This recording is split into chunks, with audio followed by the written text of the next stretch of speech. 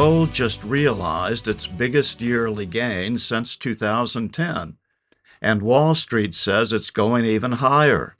Heading into 2025, JP Morgan and Goldman Sachs are both forecasting $3,000 an ounce gold and paltry returns for stocks. Call the proud Americans of the Patriot Gold Group today before it's too late. Mention the Still Report, and you'll always get best-in-class service from Patriots protecting patriots. Call 888-753-1647 for a free investor guide today. Patriot Gold Group is Consumer Affairs' top-rated gold IRA dealer 7 years in a row. Call 888-753-1647. So I stepped down as White House press secretary, and the president has always been kind and offered to appoint me to a couple boards. He appointed me to two of them. One of them was the White House Commission on Fellows. I was a commissioner there. And then he also was kind enough to make me one of his appointees to the board of visitors of the U.S. Naval Academy. So I was sworn into office. Joe Biden comes into office. And so on January 20th, myself and all of the White House commissioners at that fellowship committee resigned because it's a White House commission and the new president has a right to have people for White House commissions. Sure. Fair enough. Well, September 1st, I get an email of 2021 and it says, "Dear Mr. Spicer, thank you for your service to the U.S. Naval Academy Board of Visitors. By 6 o'clock tonight, please submit your resignation or you will be fired." And I thought, whoa, what? Now, just for context, remember, Glenn, September 1st, my term ended November 1st. 60 days later, I was like, you couldn't wait 60 days just to have it for free? So I was like, I'd been sworn into office. My term was, ended that time, and I obviously wasn't going to get reappointed. Biden had his right to appoint his people. Great. So it turns out that he fired everybody. Myself from the Naval Academy Board, Russ Vought from the Naval Academy Board, and then a guy named H.R. McMaster from the West Point Board, who, by the way, H.R. McMaster, you remember, was the National Security Advisor to Trump, 3-star Army general, who was a graduate of West Point, a distinguished professor at West Point, and the Friday after that Tuesday email was going to be honored at West Point as a distinguished alumni in their awards ceremony. So anyway, he fires us September 1st. I don't resign. I said, I'm not resigning. You can fire me if you want. And then Stephen Miller in America First came to me and said, we have an idea. I said, okay, what's the idea? He goes, we want to sue Biden. Now, Glenn, I'm not a lawyer. Right. And I said, guys, I watch a lot of Law and Order, but how in God's earth, if we sue the guy in September, I mean, my term ends November 1st. We're never going to get back on the board. And they said, no. Let's go to court and make Joe Biden argue that he has the absolute authority to fire anybody. And because we're not going to win the case. They'll rule against us. And I was like, oh, this is brilliant.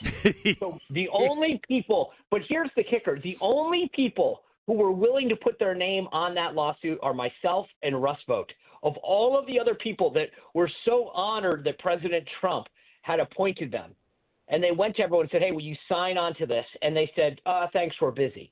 Russ Vought. So the case became Spicer et al. V. Biden.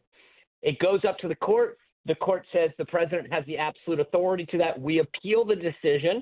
It goes to the appeals level, and the court again reaffirms the decision that Joe Biden and the president of the United States have the absolute authority to fire anyone.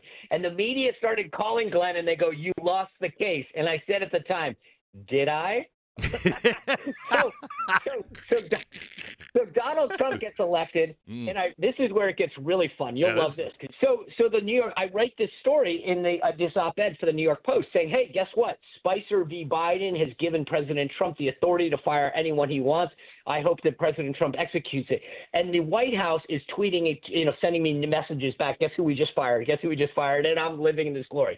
Well, I write this piece for the New York Post explaining, hey, here's what we did. Here's the legal basis. All of these people who are about to get fired by Trump should thank President Biden for this. Now, here's where it gets fun. The New York Post in the editing process says to me, okay, well, was it just the service academies? And I said, no, they had the right to fire anyone. And they said, well, give us some examples. And so I've got the list of boards and commissions that the president can appoint to. There's like couple hundred too. And I start reading one of the editors. I said, well, they could fire, there's the Battlefield Commission, there's the Truman Scholarship, there's the Kennedy Center. She goes, oh, put that in the op-ed. Put that. People will identify with that. And then we added a couple other examples to the op-ed. So the op-ed gets published in the New York Post, and it gets a lot of coverage, whatever. And President Trump continues to fire people. And when they fire the board of the Kennedy Center, the Washington Post calls, the spokesman for the Kennedy Center, and he says, are you going to be opposing President Trump firing you? And on the record, the spokesman for the Kennedy Center says, we can't. Spicer v. Biden sets the precedent for this, gives the president the authority to do this. So now here's the kicker. The Washington Post calls me and says, what do you think about what the Kennedy Center is saying? Now, I have a hard enough time keeping up with President Trump. I don't focus on what the Kennedy Center is saying. I'm sorry, that's really not my thing. So I said, I don't know. And they go, are you serious? You don't know that they just cited your case as the reason that they can't oppose or object to what President Trump just did? And I said, oh, my God, that's amazing. I'm glad to have played a small part in it. A day later, the reporter calls me back and says, I went and read all of the court documents, and you're right. And I said, of course. What do you mean? I wasn't lying to you. And he said, I've got to write this big story. And I said to my team at the time, my family, I was like, oh, my God, this is not going to go well. The Washington Post wants to write a story about Spicer v. Biden and why it's given the president the authority to.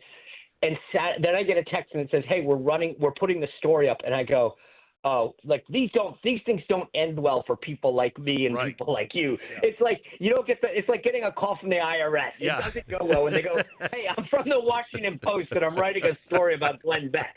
Yeah, thank you. Yeah. So I click on the story and I'm reading and I'm like, okay.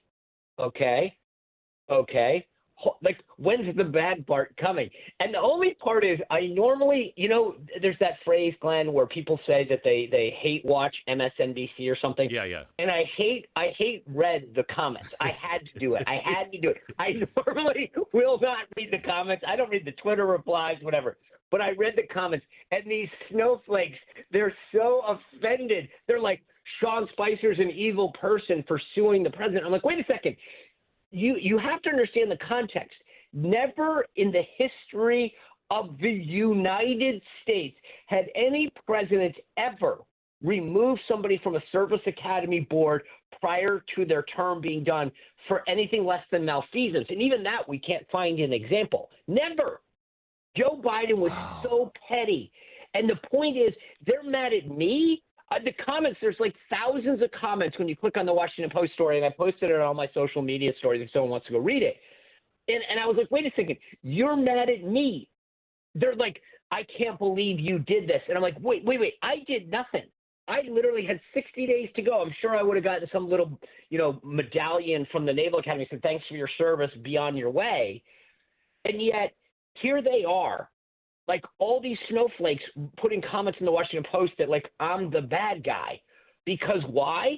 Because I stood up and said, hey, you want to argue that you have to do this, then give a future Republican president. Now, at the time, myself and Russ Vogt had no idea that President Trump hadn't even declared for re-election yet. But we thought to ourselves, hey, you know what? We'll stand up. Now, like I said, I watch a lot of Law and Order, but that's my legal prowess here. Right. So the idea that this case now, which we thought at the time, hey, let's try it, has now become the basis for which President Trump can run around and say, you're fired, legit, is amazing. And I'm like, the Post wrote in the story that I was giddy.